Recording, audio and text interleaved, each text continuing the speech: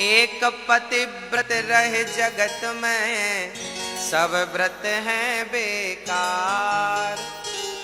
नारी का एक ही व्रत है, कौन सा? पतिव्रता।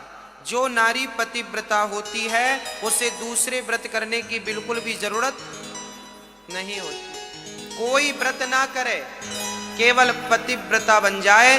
पतिव्रता किसे कहते हैं? जो स्त्री अपने पति के सिवा स्वप्न में भी दूसरे पुरुष का चिंतन ना करे, उसे पतिव्रता नारी कहते हैं। जो पति के जागने के पहले जाग जाए, पति के सोने के बाद सोए और पति के भोजन करने के बाद भोजन करे, और जो पति की आज्ञा को भगवान की आज्ञा मान करके पालन करे, उसे पतिव्रता नारी कहते हैं।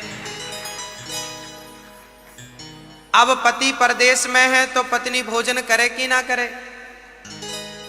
करे, बिल्कुल करे। पति परदेश में है तो फिर आप भोजन कर लो। पति भोजन कर लिया होगा। पहले के जमाने में पतिव्रता माताएं क्या करती थीं? यदि पति परदेश में होता था तो पति के लिए भोजन वो लगाती थीं और पति का पूरा भोजन गाय को खिला देती थीं और गाय से कह देती थी कि माँ, मैंने तुझे खिला दिया, तू ये भोजन मेरे पति तक पहुंचा दे।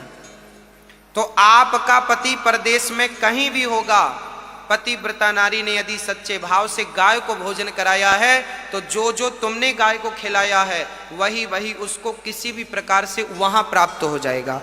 ऐसी बातें शास्त्रों में मिलती हैं पतिव्रताओं की, कि पतिव्रता नारी पति को गाय को भोजन खिला दे तो वो उसके पति को प्राप्त हो जाता था, वहां किसी भी विधि से प्राप्त होता था। तो पतिव्रता नारी ऐसी होती है।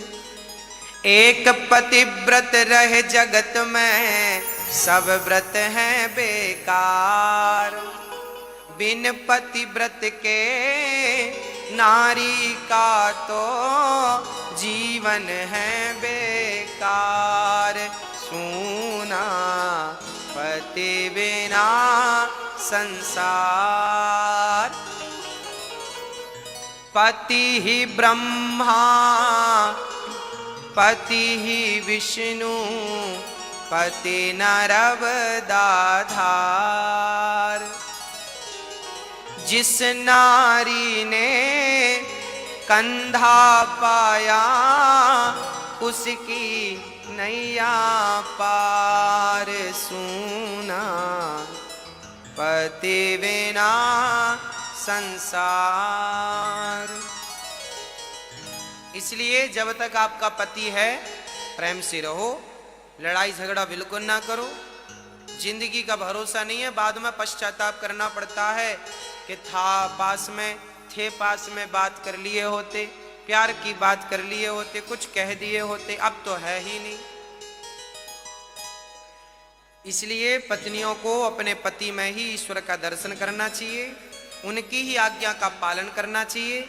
और पति को चाहिए कि पति भी अपने पत्नी से प्रेम करे और पत्नी को पांव की जूती ना समझे, पत्नी को सिर की पगड़ी समझे। नारी कुल की शोभा है, नारी सम्मान है कुल का, इसलिए नारी निंदा ना करो। नारी नर की खान, नारी ने पैदा किए राम कृष्ण हनुमान। नारी ना होती तो राम भी ना होते, नारी ना होती तो कृष्ण भी ना होते, नारी ना होती तो ध्रुव और प्रहलाद भी, विवेकानंद भी, झांसी की रानी भी ना होती। इसलिए माँ बहुत ऊंची चीज है। माँ का सम्मान करो, नारी का सम्मान करो। जो आपकी पत्नी है वो सम्मान के योग्य है, क्योंकि वो आपकी पत्नी तो है पर वो आपके बेटे की माँ है। नारी 4 अवतार 4 रूपों में अवतार लेती है, अर्थात एक ही नारी 4 रूपों में होती है। पहली बेटी, पत्नी, माँ और बहन, 4 रूप होते हैं नारी के। इसलिए दुर्गा जी के 8 हाथ होते हैं, क्योंकि 4 नारियों को मिलाओ तो 8 हाथ हो गए। मतलब हर नारी अष्टभुजाधारी होती है, अर्थात हर नारी दुर्गा होती है, हर स्त्री दुर्गा होती है। एक दुर्गा नहीं, आप सब दुर्गा हो। इसलिए पुरुषों को चाहिए कि नारी का आदर करे, नारी का सम्मान करे। यदि पत्नी का सम्मान होता है तो उस घर में देवी देवताओं का वास होता है। जिस घर की नारी खुश रहती है उस घर में देवी देवता मस्त रहते हैं। और हमारी माताओं से भी निवेदन है, पति कम कमाता है तो शॉपिंग तुम्हें कम करनी चाहिए। पति बेचारा फटी शर्ट पहनता है और मैडम 2000 की साड़ी पहनती है, ये तो गलत है। नारी को भी अपने पति की सिचुएशन देखनी चाहिए, स्थिति देखनी चाहिए। नारी पति के सुख में सुखी रहे और पति के दुख में दुखी हो जाए। पति ही उसका जीवन है। आज पति और पत्नी ये दो नहीं होते, ये तन से दो हैं पर भीतर से ये एक होते हैं। इसलिए जिनके घर में दो होते हैं वहीं झगड़ा होता है।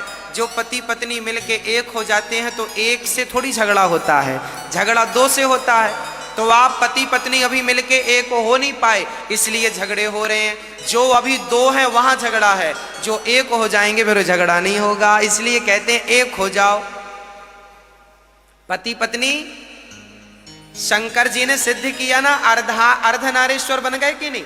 आधा पत्नी और आधा पति, शंकर जी एक हो गए ना, ज्वाइंट हो गए शंकर जी। तो ये पति पत्नी अर्धनारीश्वर, हर पुरुष अर्धनारीश्वर है और हर स्त्री है ना पति के साथ है, अर्थात ये सब एक है। तो अपने पति के संग एक हो जाओ। एक कब होगा?